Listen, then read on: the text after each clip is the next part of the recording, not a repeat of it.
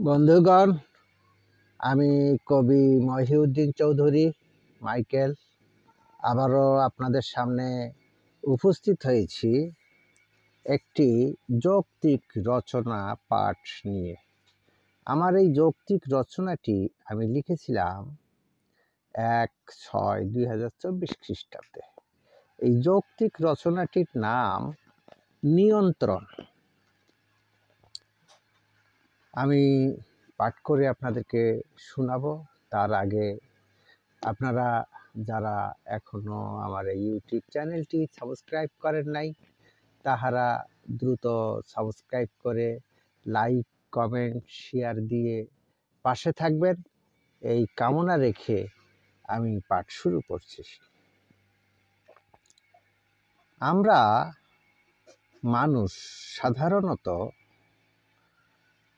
যেটা সরাসরি নিয়ন্ত্রণ করতে পারি না, সেটা নিয়ে আমরা অযথা সময়, শ্রম এবং চেষ্টা করে থাকি এবং বৃথা চেষ্টা করে থাকি, যেটা আমরা সরাসরি করতে পারি না।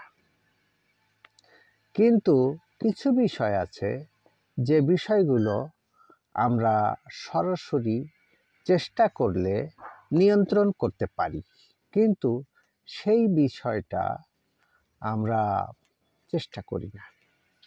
এই জন্য আজকের এই যৌক্তিক রচনাটি পাঠ নিয়ে আমি আপনাদের সামনে উপস্থিত হয়েছি।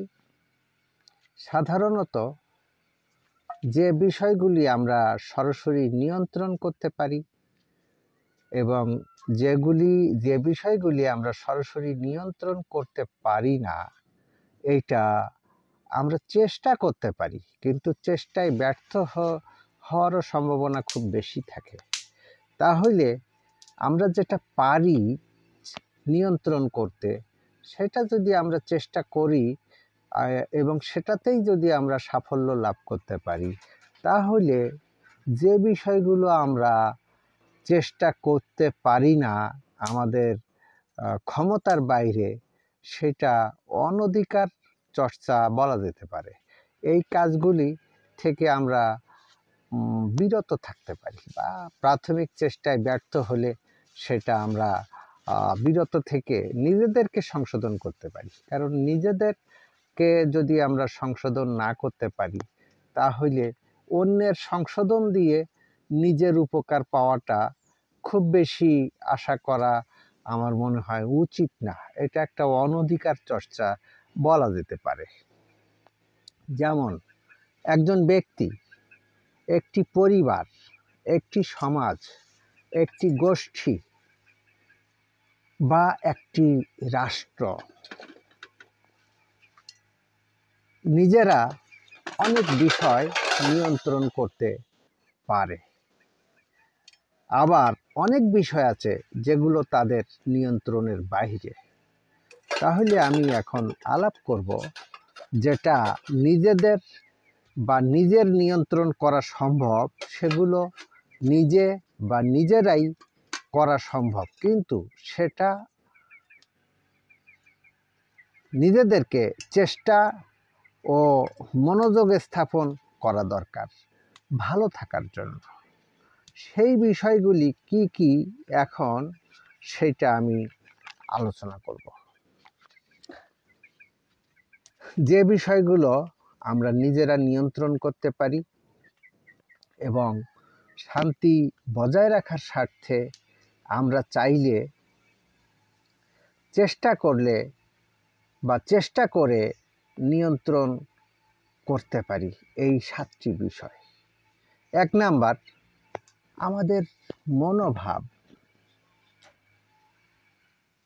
2 নাম্বার, আমাদের চিন্তা। 3 নাম্বার, আমাদের কাজ। 4 নাম্বার, আমাদের কথা।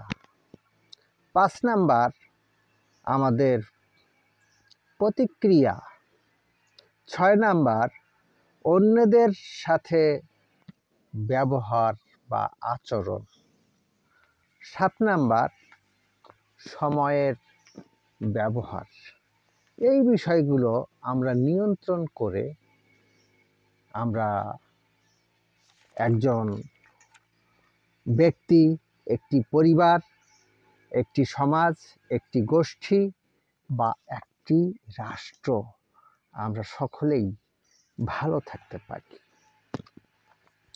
কিন্তু আমরা যে বিষয়গুলো নিজেদের নিয়ন্ত্রণের বাইরে, সেই বিষয়গুলো নিয়ে আমরা অনধিকার চর্চা করে থাকি। সেই বিষয়গুলি সম্পর্কে এখন আমরা জানব। আমাদের নিয়ন্ত্রণের বাহিরে যা আমরা চেষ্টা করেও হয়তো কাজটি করতে পারবো না, এজন্য সেখানে সময়, শ্রম, অর্থ ইত্যাদি নষ্ট করা উচিত বলে আমি মনে করি না। এরকম 8টি বিষয় আমরা সরাসরি নিয়ন্ত্রণ করতে পারি না।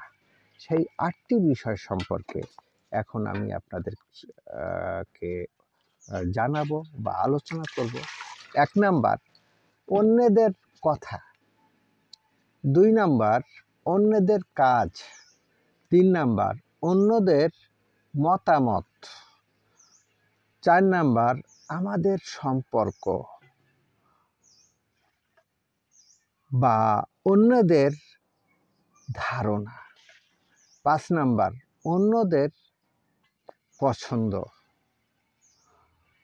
6 নাম্বার, অন্যদের অপছন্দ। 7 নাম্বার, অতীত। 8 নাম্বার, ভবিষ্যৎ।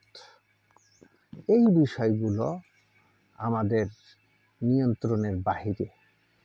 হয়তো আমরা চেষ্টা করলে কোনো ক্ষেত্রে এই নিয়ন্ত্রণের বাহিরের কাজগুলি বা বিষয়গুলি আমরা আমাদের অনুকূলে আসতে পারে, আবার নাও আসতে পারে। অতএব আমরা যেটা নিয়ন্ত্রণ করতে পারবো না সেটা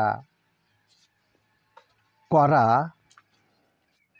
উচিত নয় বলে আমি মনে করি, এবং যেটা আমরা নিয়ন্ত্রণ করতে পারবো সেটা আমাদের করা অবশ্যই উচিত, শান্তির জন্য, ভালো থাকার জন্য এবং এই পৃথিবীর জীবনে সামনের দিকে উত্তরোত্তর এগিয়ে যাওয়ার জন্য।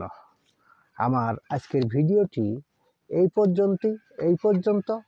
সবাইকে ধন্যবাদ।